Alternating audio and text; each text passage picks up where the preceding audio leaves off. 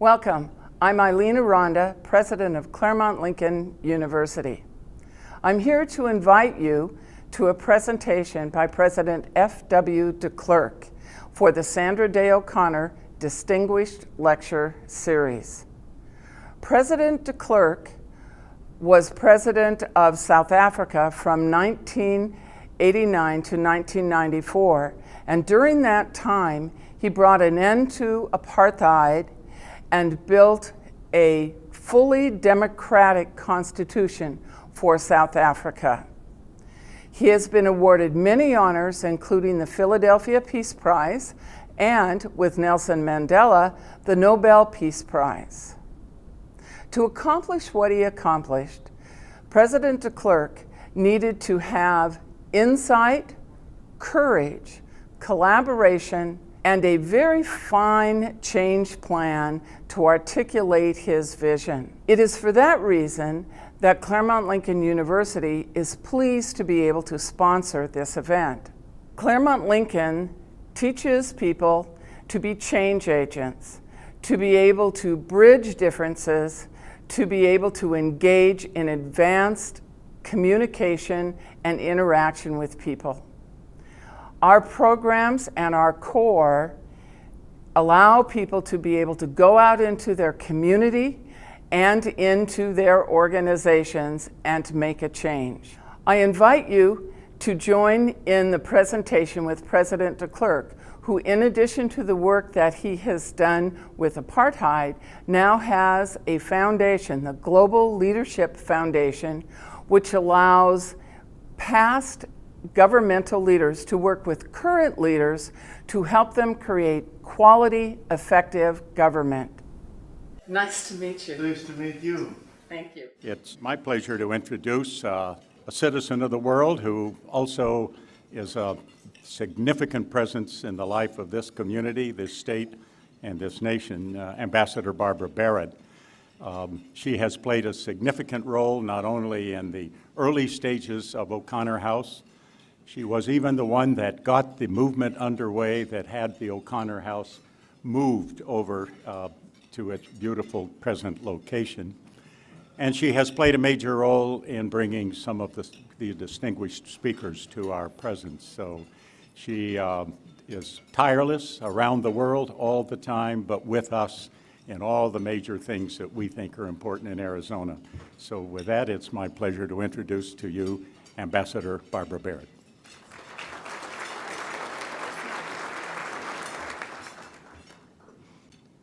Good afternoon.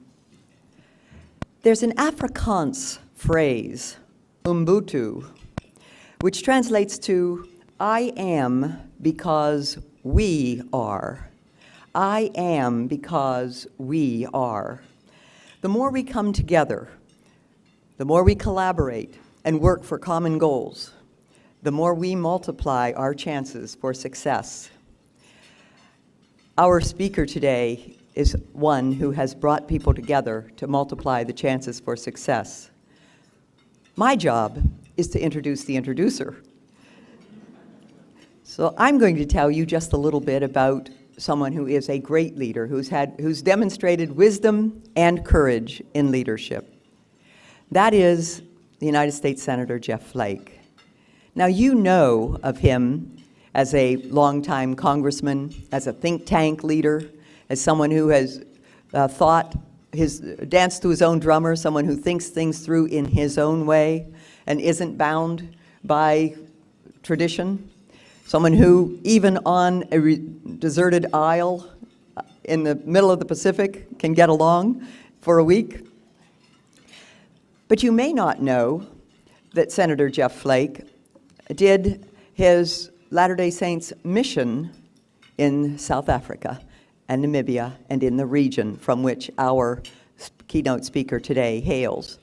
So here to take some of that Afrikaans that he speaks fluently and to develop from that an understanding of the extraordinary leadership of President F.W. de Klerk. Ladies and gentlemen, I give you Senator Jeff Flake.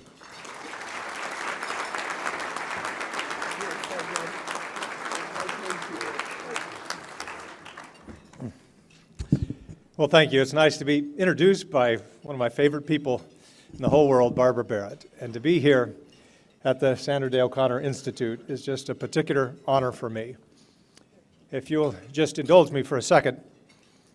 Ik heb nooit gedacht dat hierdie plaasjappie van Snowflake zou staan met de voormalige president van Zuid-Afrika. Niet in mijn wildste dromen. Het is zo lekker om iemand te vinden wat mijn taal kan verstaan. So I just said I had never thought that this farm boy from Snowflake would stand with the former president of South Africa. Not in my wildest dreams. It's so nice to find someone who speaks my language. My kids and my wife are tired of hearing it. So, I've had a love affair with Africa that has spanned a lifetime. It started when I was just a young boy, and a man from Southern Africa came to our home and was telling us that he used to fly his plane so low that the giraffes would look down on him. Now, whether or not the story was true was immaterial to me. I was hooked. But I later, as Barbara mentioned, was called as a Mormon missionary to South Africa and Zimbabwe in the early 1980s. This was when the policy of apartheid was in full swing.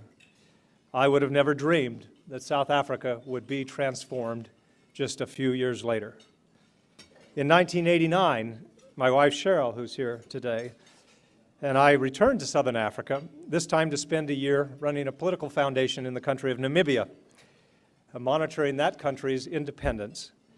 To be there when a country like Namibia has its first elections and writes its constitution, that's nirvana to a political junkie like me. But from Namibia, we had a front row seat, to watch South Africa go through its transition and to watch F.W. de Klerk in action. In this unforgettable speech opening Parliament on February 2nd of 1990, our guest today said the following: "History has thrust upon the leadership of this country the tremendous responsibility to turn our country away from its present direction of conflict and confrontation." And that he did.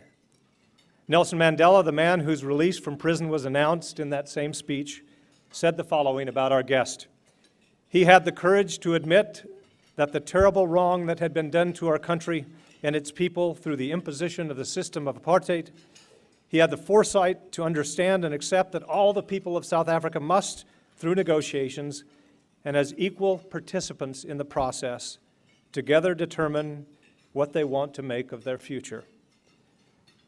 F.W. de Klerk has been honored by so many groups and organizations and institutions that we'd be here all afternoon if I would name them, so I'll just mention one of them. Along with Nelson Mandela, he received the Nobel Peace Prize in 1993. I think all of us would make a place for our mantle for that award. But since his retirement from politics, he's kept extremely busy, especially with the F.W. de Klerk Foundation, which he founded in 1999. Just last month, the foundation launched its Center for Unity in Diversity. That's something, after we hear the debate tonight, we'll all agree we probably could use a little more of. But on a personal note, I should mention that just 2 weeks ago, Cheryl and I dropped off our son Tanner at the airport as he flew to South Africa to begin his Mormon mission in South Africa, Botswana, and Namibia. This love affair that Cheryl and I have with Africa is now rooted in the next generation. So, saam met my, gee jou grootste welkom to die eerbare F.W. de Klerk. Please give your greatest welcome to President de Klerk.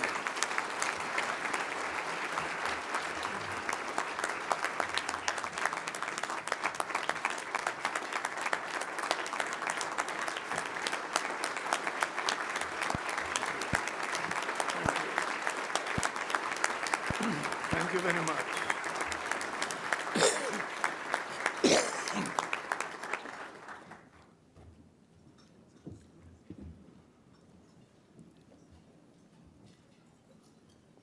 Madam Justice, Governor Ducey, Senator Flake, Ambassador Barrett, distinguished guests. Thank you for inviting me here today and for the opportunity for me and my wife to meet so many distinguished members of the Arizona community. It is a great honor and pleasure to meet you, Madam Justice, as someone who has served your country with such wonderful dedication and distinction in all three branches of government. It is also a great pleasure and honor for me to be here today as a guest at the institute that you founded, where I know that I am amongst like-minded people who share your vision that it is possible to solve important social, economic, and political problems through civil discussion and civic action. That is what I also firmly believe, and that is what I have always tried to practice. It is possible, and it does work. I'm also grateful to the Arizona State University, to the Thunderbird School of Global Management, and to the Claremont Lincoln University for their most generous support in making today's event possible. I will be addressing you today on the topic, Developing World, Developing Leaders. This is not simply an academic question. One thing that we have learned since the beginning of the millennium is that globalization means that none of us can ignore developments even in the most remote societies. Who would ever have thought 20 years ago that Islamic fundamentalists living in the remote mountains of Afghanistan could possibly have any impact on the United States or on the world's global business and financial hub in New York? Who would have imagined that a disease that was incubated in the jungles of Central Africa could possibly destroy the lives of hundreds of thousands of people here in America, and that it would lead to the deaths of more than 4 million people in my own country, South Africa? Who would have dreamt that technological developments on the west coast of the United States would revolutionize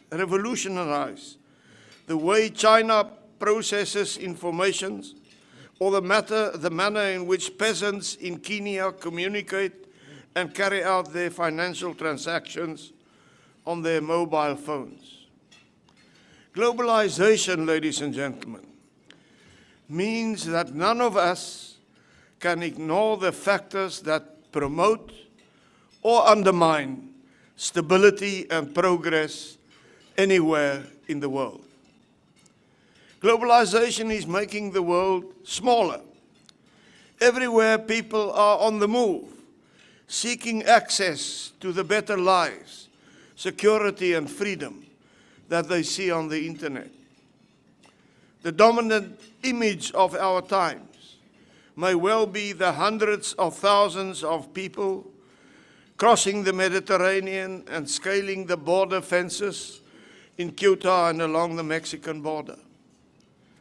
All this means that people in the developed world must become much more aware of the factors that are making it increasingly difficult for millions of people in developing countries to remain where they are. Why are some of these societies failing to create a better life for their people, while others are succeeding? One of these factors is the quality of leadership in the more than 120 countries that have emerged onto the global stage since the Second World War. Following the disintegration of the European colonial empires and the collapse of the Soviet Union, one of the measures of the success of these emerging societies is the degree to which they have been able to develop and sustain genuine democratic systems. Because, ladies and gentlemen, there is generally a high correlation between economic and political freedom and success in a number of areas of human development and human endeavor. However, democratization has delivered a pretty mixed bag.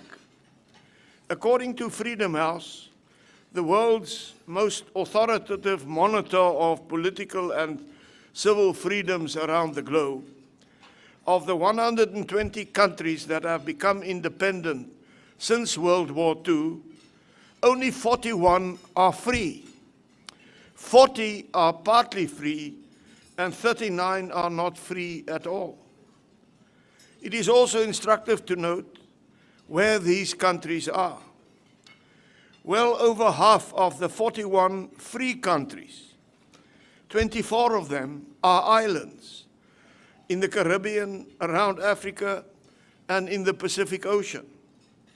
So democracy does very well in small island states, perhaps because the populations tend to be homogeneous and because politicians do not have the space to become detached from their supporters. All of the Soviet Union's former satellite states in Eastern Europe are free, while with the exception of the Baltic states, there is not a single free country among the states that used to comprise the Soviet Union. Only 9 of the emerging states in Africa are free, but this is much better than the situation in Asia, where only one of the emerging states, India, is fully democratic. Undoubtedly, one of the critical factors determining the success of emerging states is the quality of their leadership. Leaders of newly independent states face many challenges that their counterparts in well-established democracies do not really experience and quite often do not really understand. Firstly, there is the continuing liberation syndrome. Many leaders of newly independent states emerged from revolutionary movements that were good at fighting liberation wars, but had very little conception of the humdrum challenges of day-to-day governance. In South Africa, our present governing party, the African National Congress, still regards itself as a national liberation movement with an unfulfilled historic mandate and not as an ordinary political party. Secondly, many leaders of post-independence governance fell into the ideological trap of radical socialism.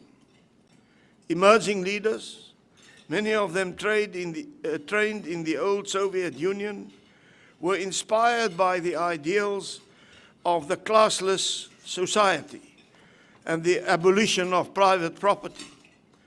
They regarded Mao and Che Guevara as their role models and were surprised when their economies inevitably collapsed. Thirdly, most leaders of newly independent countries have had to contend with divisive ethnic forces. Most of their newly independent countries were artificial creations of European imperialists who drew borders on the colonial maps with little or no consideration for the peoples that they were artificially dividing or lumping together in the same states. Too often, emerging leaders tended to favor people from their own ethnic group and to alienate those from other communities. And finally, there was the ever-present threat of corruption. In states without strong civil society institutions and well-established traditions of probity, there was always the temptation to use power to advance the political and economic interests of the leader, his family, and his friends. Power did corrupt, and absolute power tended too often to corrupt absolutely.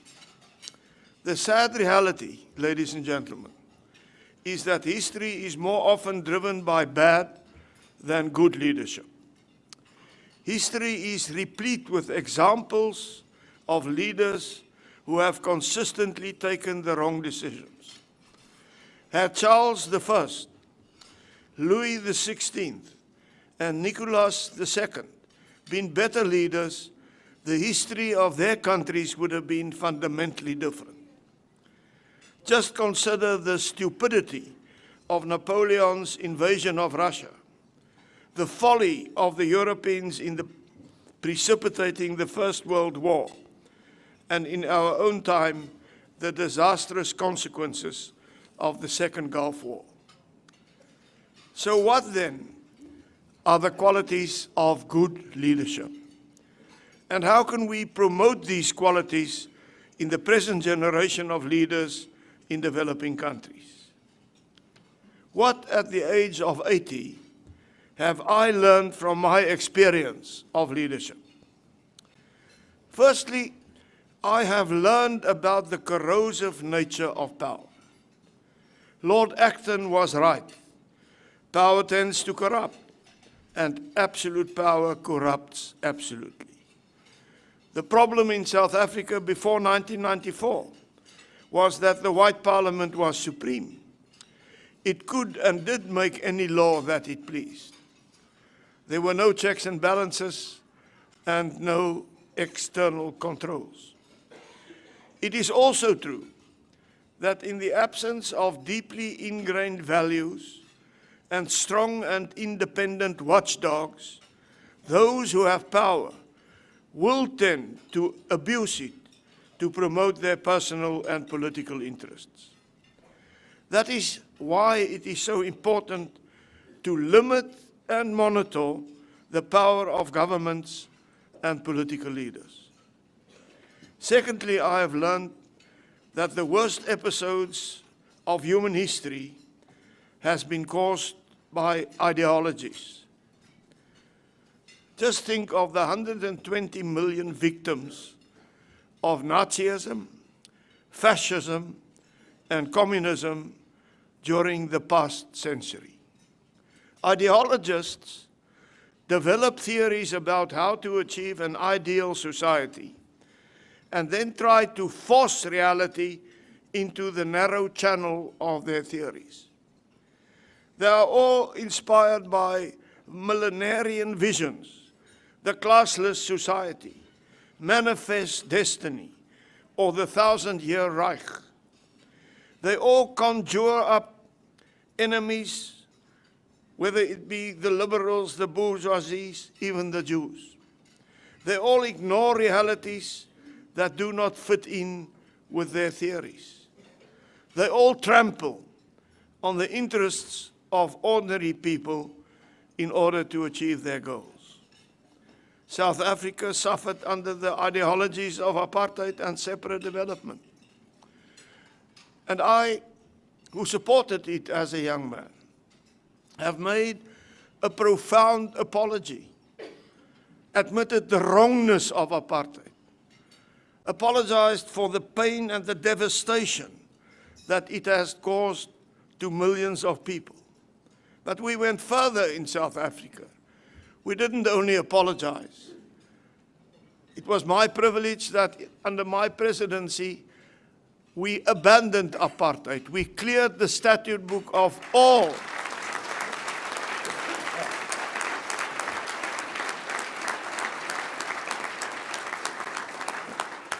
Thank you. We cleared the statute book of all forms of discrimination. And the last one was we accepted a new constitution which brought justice to all South Africans and hope and opportunity to all South Africans. I could not have done that without Nelson Mandela on the other side of the table.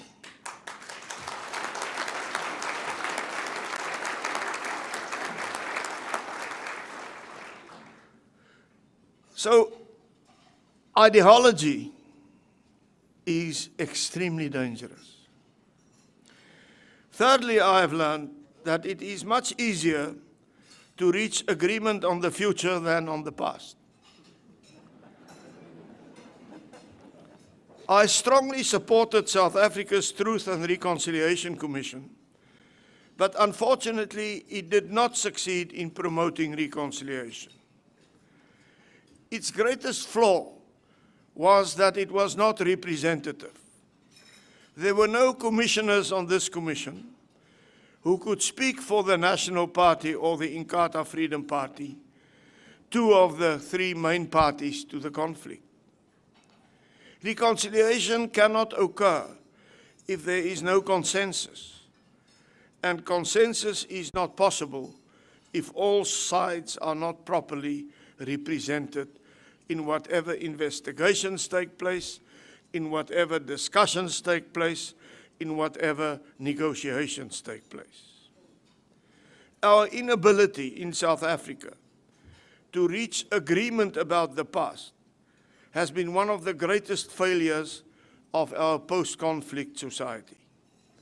The past still intervenes like an unseen barrier in virtually all our national discourses and provides the fuel for continuing recrimination, guilt, and polarization. As George Orwell observed, who controls the past controls the future. Who controls the present controls the past. Fourthly, I have learned that the key to harmonious relations in multicultural societies is respect for diversity beneath an overarching umbrella of common values and common loyalties.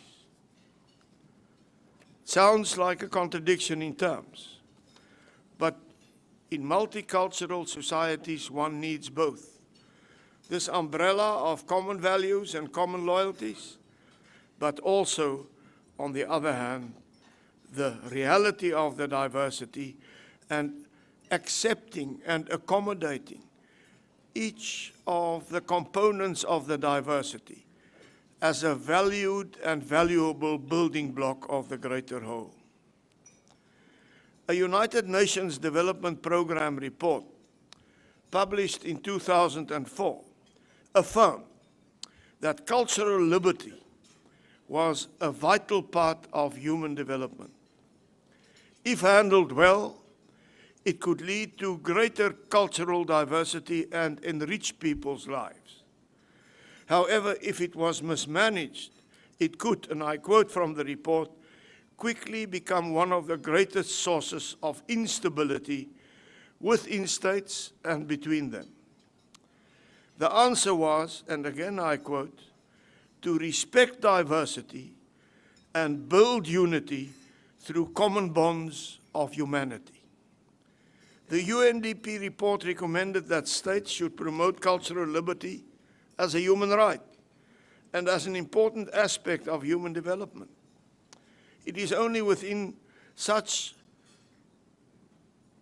a framework that all of us who live in multicultural societies can achieve our full potential as human beings. And we must realize that with globalization, all countries are becoming more and more multicultural. And less you find countries which are homogeneous within itself. You are experiencing it in America. We are experiencing it in South Africa. We have about 5 million illegal immigrants in South Africa, coming from Zimbabwe and coming from other parts of Africa, as far north as the Congo, Nigeria, and Sudan.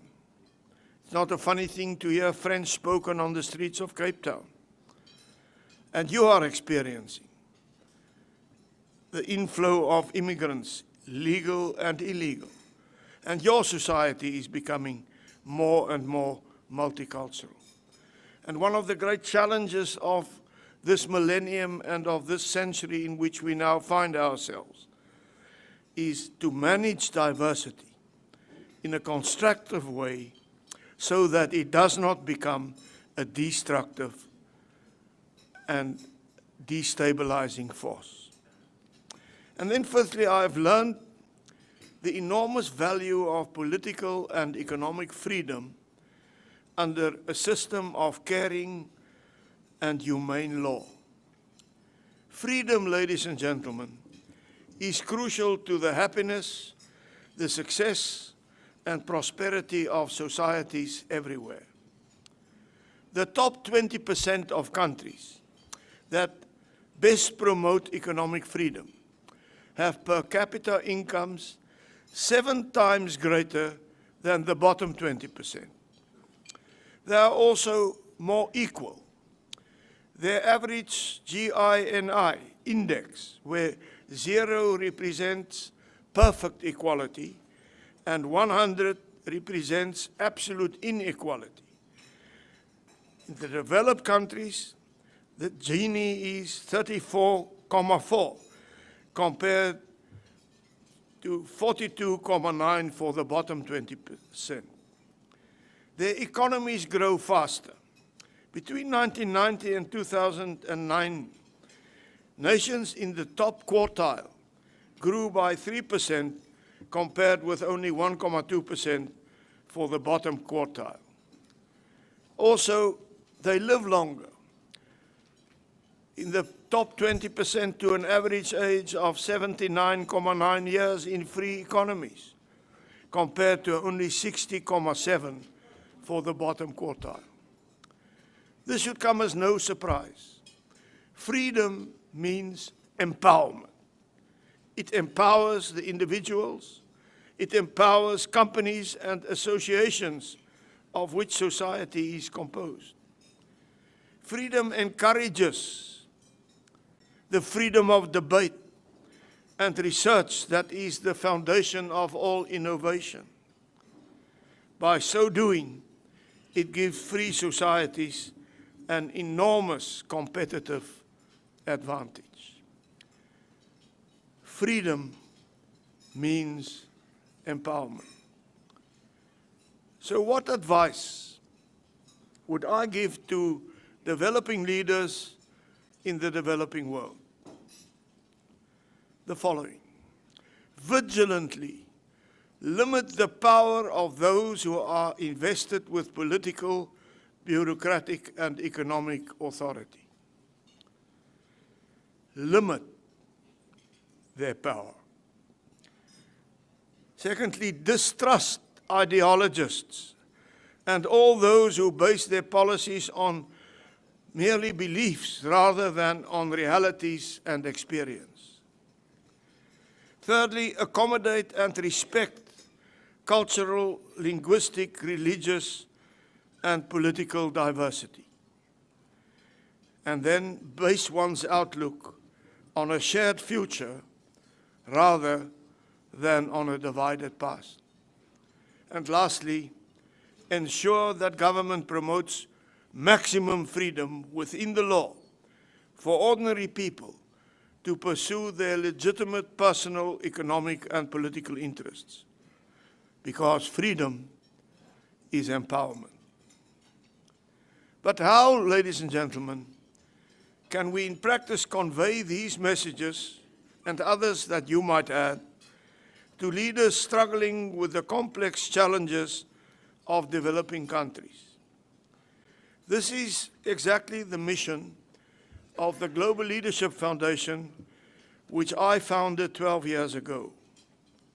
We have put together a panel of more than 40 former presidents, prime ministers, and statesmen from countries all over the world.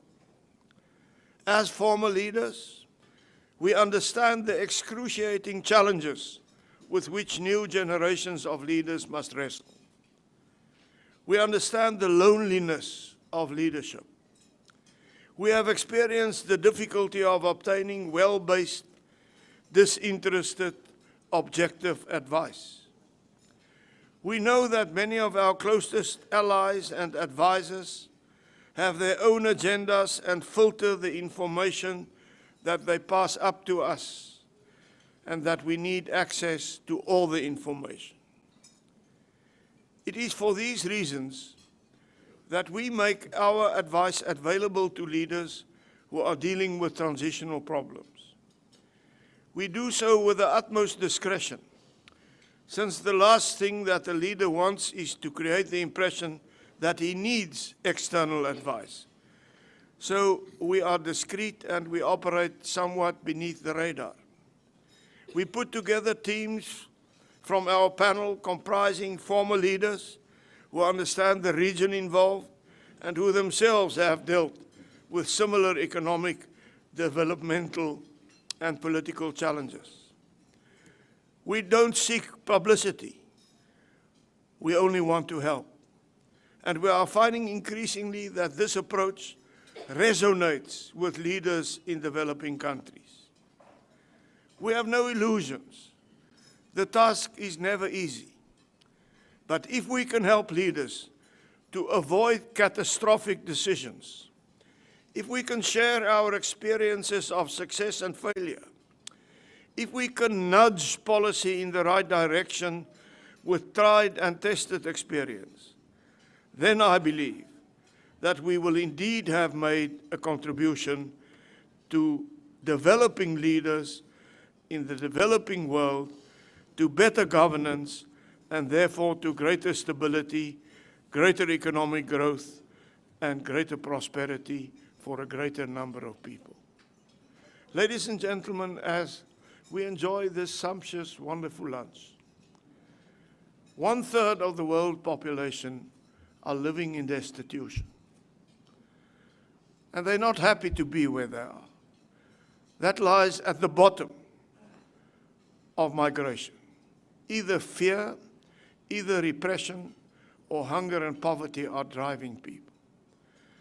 To resolve this, we need to go to where the problems are. And we need to do so with aid, yes, but we also need to do it through investment, through contact, through influencing decision makers there, through building better leadership there where the destitution exists. America has a leading role to play in this because it is the leading country of the world. And therefore, it is my hope that America will continue, as it has done in the past, to lead through example, to lead through lending a helping hand where it is necessary, and to adapt also to a new world with new challenges. It was great speaking to you today, meeting so many of you, and great hearing my mother tongue Afrikaans from a senator from Arizona. So I'll end in Afrikaans by saying, baie dankie, dit was 'n heerlike geleentheid en alles van die beste vir almal van julle.